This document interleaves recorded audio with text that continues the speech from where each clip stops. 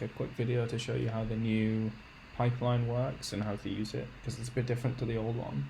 So in the old one, you would have to basically download a repository and then you had to run everything from inside that folder and all of that. But now what we have is basically an executable that uses some configs that are stored anywhere on the machine to basically tell the code what plots to make and what not, right? And then it puts those figures in the right directory for you. And that might make like not very much sense right now, but hopefully once you've seen it work, then it'll make a lot more sense. Okay, so the first thing you'll need is a set of config files. So those are available in this repository, so swiftsim/pipeline configs. And I'm just going to clone that into my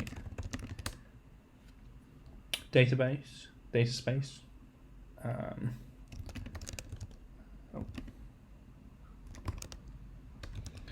Right, so in here you have a folder called observational data.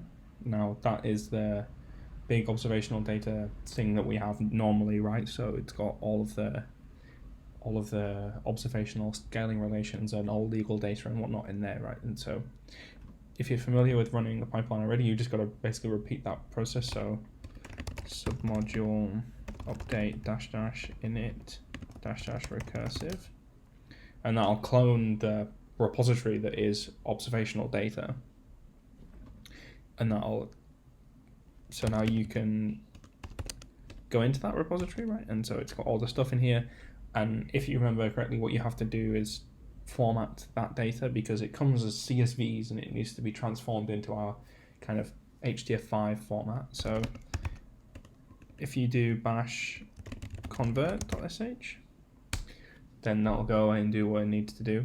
And I will come back to you once this is done.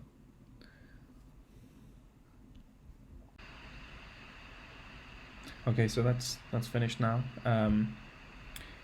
If we take a look in here, basically there's the data directory, and then in there you've got like a Galaxy Stellar Mass function, and then in there you have all these HDF5 files that have the corresponding observational data, and that's what we use in the autoplotter to stick those points on the plots.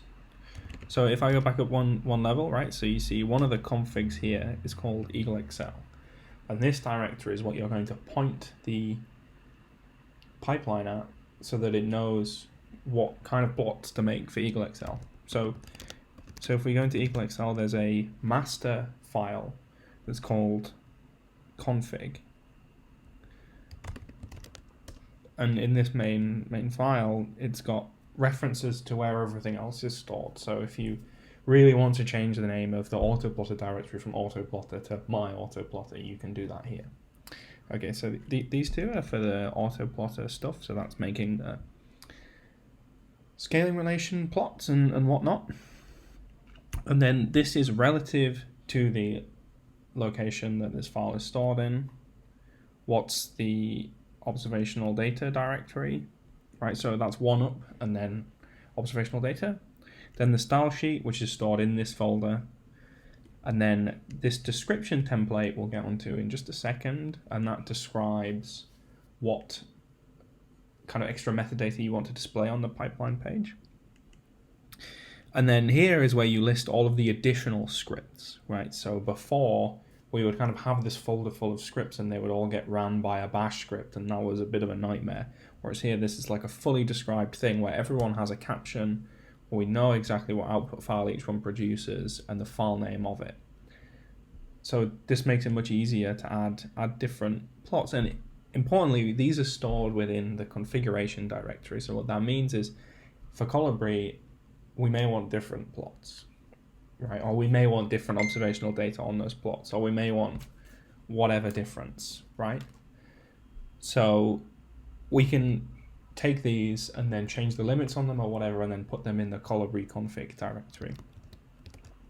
Now this description that I was talking about, what this is a Jinja file, spelt Jinja, I think.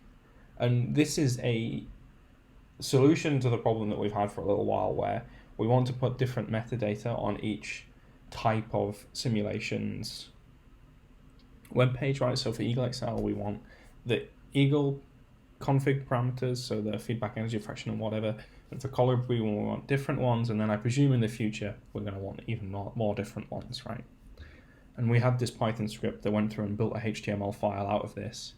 But it turns out we're not the only ones who want to make HTML files out of data. That seems to be as you can imagine, a fairly common thing to do. And so basically what we have here is a well-maintained version of what we had before, right? And you can have different ones of these for different simulation suites. And you can look up on the documentation for Ginger how to write one of these, but it's really, really simple. And you'll have access to this data object, which is the snapshot that you have provided the pipeline. Okay, so that's basically all that's in here, right? So in scripts, it's like all of the usual stuff, right? So there's the density, temperature diagram, and all of these things. Okay, so I'm gonna go and get some data, and then we're gonna run the pipeline on that data, and I'm gonna show you how to make comparisons with the pipeline. Okay, so now we're in a directory that has a bunch of Swift data in it, and we'd like to run the pipeline on that. So here I have a bunch of runs of a 25 megaparsec Eagle volume, and if I go into the reference one, I see that there's a bunch of snapshots, a bunch of Velociraptor catalogs, some other stuff in here, and let's run the new pipeline. So before, you would have had to change out of this directory, go to where your pipeline's stored, and then edit some scripts to be able to run the pipeline on here, and it was a bit of a nightmare. Now we just have this Swift pipeline binary, and this is just available on Cosmo, or if you install the package, it should just be available. And you need to pass some arguments to that. So if I just find the one that I ran before just to test this, so Swift pipeline minus capital C, that's the config directory that we just talked about. Minus little c is the Halo catalog. Now you can have multiple of these if you want to do a comparison, but we're going to go into that later. Minus s is the snapshot. Minus o is where you want me to put the plots and the HTML file and all that stuff, and then minus d is debug, so it actually looks like I've done some work because it prints out a bunch of stuff to the screen. So here we go, it's just going to start running a bunch of stuff. Now, while this is running, I'll just mention that something that you want to watch out for is that the data.yaml file that contains the information about the lines in the plots for making comparisons, that's now stored in the input directory. So the input directory is where the snapshots and Halo catalogs are, not the output directory. Now this makes making comparisons easier later on, because you're going to need those snapshots. For instance, when you make the comparison between the two density temperature diagrams, you can't just, that's not saved elsewhere. So that's why we put that file there. And now what it's doing is it's going through and running the additional scripts to make, like, as I said, the density temperature diagram, the star formation rate history plot, and anything else that we want to add that you can't just read directly out of the Velociraptor catalogs. So it takes a little bit of time, but it's no slower than the old one.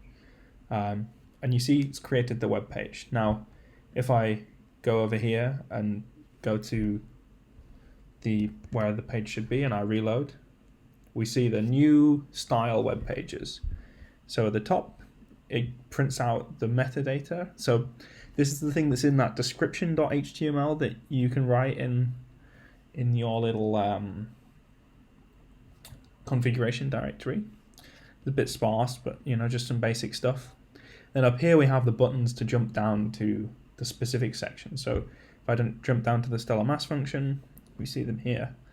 And hopefully this looks like a little bit nicer than it did before. And yeah, we have down the bottom here all the things that the scripts output.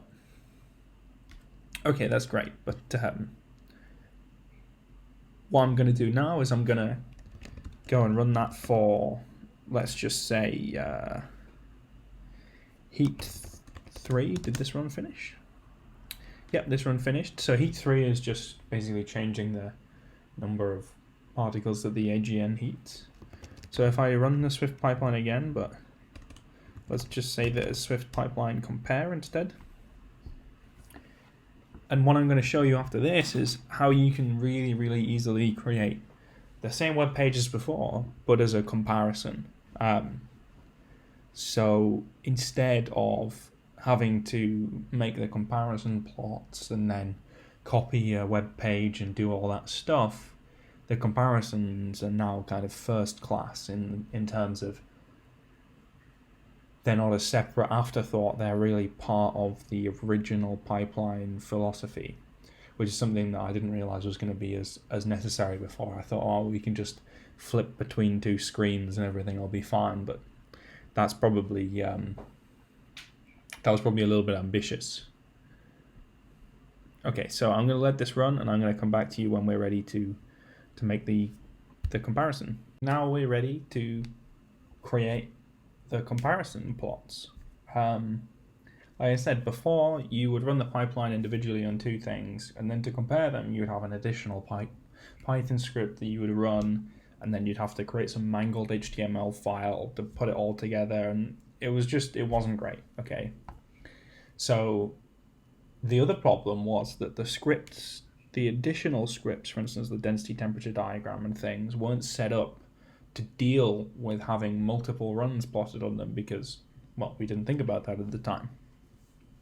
Now that's all handled. So if we take a look at how you compare two runs with the pipeline, basically it's just the same as before. So Swift pipeline minus capital C, your config, minus little c. Now there's two things here. So the first one is the name of the Halo catalog for the first run you want to compare. The second one is the name of the Halo catalog for the second you want to compare.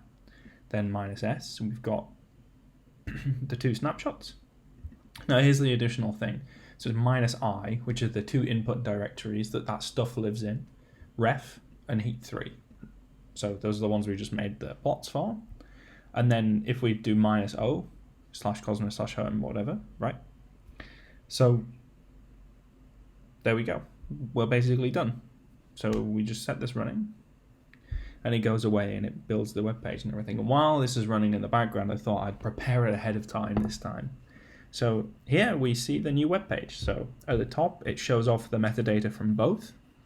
Format is in the exact same way. And now if we go down to the plots, we see here's the stellar mass, halo mass, and we've got both of the lines on here, and they're nicely labeled and everything. Yeah, so this one shows the centrals only, and this one shows all of them. Now, that's it basically. You're done. You can compare as many as you like on each individual figure. And there's not really much else to worry about. So if we go down to, for instance, the star formation history, you'll see that both lines are now plotted on here because the system is inherently set up to deal with these comparisons. And that's it. We're done. And I think this is a lot nicer than the system we had before. And I guess thanks for listening and happy pipeline using.